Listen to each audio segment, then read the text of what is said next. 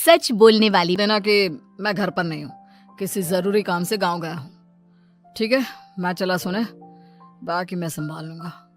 ममता बेचारी, जैसा नाम वैसा ही नेचर। ना कभी झूठ बोला, ना फरेब, ना किसी से चालाकी की, ना किसी की पंचायत। सुन लेती है पति की बात और फिर कुछ देर बाद फोन आता है। हेलो, कौन? मैं सुनील का बॉस बोल रहा हूँ। दफ्तर में इतना काम पड़ा है, अभी तक ऑफिस नहीं आया। वो क्या कर रहा है? फोन दीजिए उसे। जी वो तो सो रहे हैं, कह रहे हैं कि आज गर्मी बहुत है तो घर के मजे लेंगे। बॉस को बीवी की बात पर गुस्सा आ जाता है। तो उसे बोल दीजिएगा कि अब घर में गर्मी के ही मजे ले, कोई जरूरत नहीं है यहाँ आने की। ये बोलकर बॉस फोन रख देता है। ममता सारी बात सुनील को बता देती है। न जाने किस बेवकूफ से पाला पड़ा है, समझ नहीं आता। तुम्हारे कारण मेरी नौकरी चली गई। अरे झूठ बोलने में क्या जा रहा था तुम्हारा? ममता को समझ में नहीं आ रहा था कि उसकी खता क्या थी। अरे जो है वही तो बोला। फिर एक रोज, बहू, अरे आ बहू, कहाँ है तेरा पति? इस महीने घर के खर्चे के पैसे भी नहीं भेजे। क्यों, माँ बाप की फिक्र खत्म हो गई है क्या उसे? बाय लागू माँ जी, वो ये बोल रहे थे कि माँ को क्या है, घर का राशन, खेत का पैसा, मवेशी का दूध, फिर भी न जाने क्यों मेरे सर पर भार देकर बैठी है। तभी सुनील ममता के मुंह पर हाथ रख देता है। क्यों रे कलमुँह है, हटा बहू के मुंह से हाथ। अरे क्या क्या बोलता है तू? वो तो इसकी झूठ बोलने की आदत नहीं है, इसलिए पता चल रहा है। देख मेरी सास कितनी शरीफ है। हाँ, तेरी माँ तो मोहल्ले की बदमाश है ना, और तेरी सास शरीफ है। बेटा ममता को देखता है और गुस्से से बोलता है। अब खड़ी खड़ी देख क्या रही हो? और भी कुछ कहना है क्या? माँ आई है ना, जाकर छाछ ले आ ठंडी वाली। ममता अंदर चली जाती है। माँ, इसके सच बोलने की आदत के कारण मेरी नौकरी जाते जाते रह गई। वो तो मैंने अगले दिन जाकर पैर पकड़ लिए मालिक के, नहीं तो। सब जानता है बहू की आदत नहीं है झूठ बोलने की, तो तू शांत क्यों नहीं रहता? क्यों उसे झूठ बोलने को बोलता है? फिर एक रोज, बहू जा अपनी पड़ोसन के पास और उससे बोल कि वो लाल वाली साड़ी जो उसने नए साल की पार्टी में पहनी थी, तुझे वो चाहिए। ना माँ जी, मुझे नहीं चाहिए। वैसे भी कल जिस शादी में जाना है ना, वहाँ के लिए तो मेरे पास काली साड़ी है। सास सर पर हाथ रखकर, अरे बुद्धू, मुझे चाहिए साड़ी। वैसे भी तुम लोगों में तो साड़ी का लेन देन चलता है ना, तेरी भी तो उसने पहनी थी ना। हाँ माँ जी, वो क्या है ना, हम दोनों के कपड़े एक दूसरे को आ जाते हैं। मैं ले आती हूँ आपके लिए साड़ी। बहू पड़ोसन के पास जाती है। कैसी हो निर्मला, तेरी लाल साड़ी चाहिए थी। क्यों?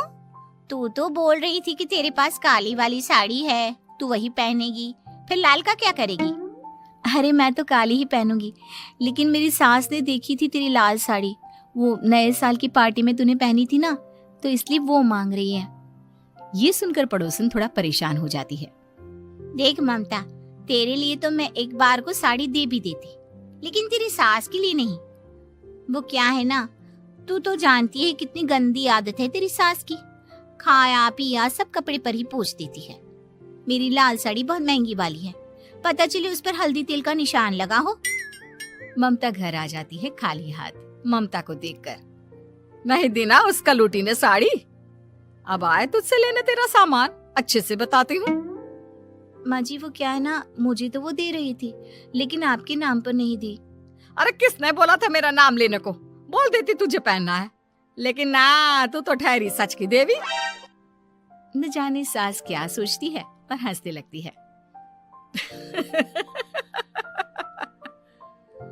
अरे माँ, क्या हो गया? क्या सोचकर हंस रही है? याद है जब बहू को देखने गए थे? हाँ बस सही बात है। याद आ गया कैसे मेरी सास बाजार के खाने को बोल रही थी कि ममता ने बनाया है। और बहू ने आकर सब बता दिया कि ये सारा खाना तो बाजार से आया है, वो भी कल्लू हलवाई की दुकान से। ममता दोनों की बात सुन रही थी। हाँ माँ जी, वो कल्लू हलवाई का ही था। मुझे तो आज तक पता नहीं चला कि माँ ने क्यों कहा कि मैंने बनाया है। खैर, मैं तैयार होती हूँ, शादी में जाना है ना।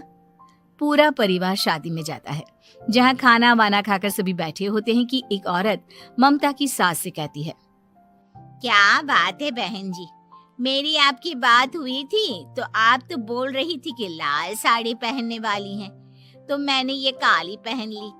पता होता कि आप लाल नहीं पहन रही हैं तो मैं ही अपनी लाल पहनाती। अच्छा जी, तो इसलिए पूछा जा रहा था। अरे इतनी साड़ियां हैं कि क्या बताऊं। मैंने सोचा तो था, पर ये सामने दिख गई तो यही पहन लिया। अच्छा, मेरी तो तैयारी काफी दिन से चल रही थी, फिर भी आज ऐसा लग रहा है कि ठीक से तैयार नहीं हुई मैं। तभी आ जाती है हमारी सच्ची बहू ममता बहू। आंटी जी, वो क्या है ना, पड़ोसन की लाल साड़ी माँ जी को पहननी थी, लेकिन आप तो जानती है माँ जी की आदत, सारा खाया पिया कपड़ों पर ही पोंछ देती है, तो उसने साड़ी देने से ना ऐन वक्त पर मना कर दिया, तो अब इन्होंने ना मेरी साड़ी पहनी है। औरत ममता की सास को घूरती है, अरे मांग कर ही साड़ी पहननी थी क्या? हम जैसे तो खुद की ही साड़ी पहनते हैं, चलो चलते हैं। सास का गुस्सा अब ममता पर फूट पड़ता है।